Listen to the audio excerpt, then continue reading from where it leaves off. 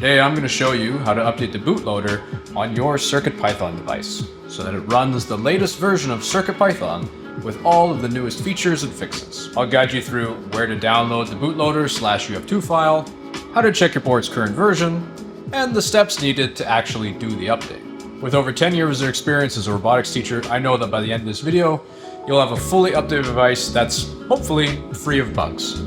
Let's go dive in. First thing you need to do is figure out what CircuitPython board you're using. For this tutorial, I'm going to use the Metro M4 Express Airlift Lite.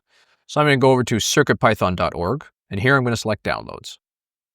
From the Downloads folder, I'm going to search for the Metro. And keep in mind, the color of the board here is not the important part. What's important is the name, because there are many ones that look very similar. For instance, the Metro M4 Express is one. There's the Metro M7 Airlift. But the board that I'm using is purple, but it is actually the Metro M4 Airlift Lite, which is this one here. So I'm going to select this one, and I'm going to be using the latest stable version of CircuitPython. So I'm going to download this UF2. It should download over your downloads folder. Now it's time to connect this to our computer. So I'm going to go ahead and open up a Finder window. And on this Finder window, now I'm going to go ahead and connect in my board via micro USB. Now, once I have it connected, I'm going to go ahead and push the reset button twice. You should see a green light, solid green light showing up on the NeoPixel if your board has an onboard NeoPixel.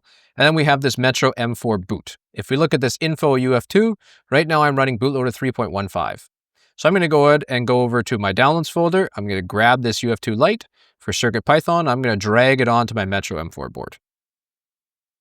It's going to do a little bit of blinking. It's going to drag it over, and then that should update your driver. And at this point, it should eject and then automatically connect to your computer as a CircuitPy drive.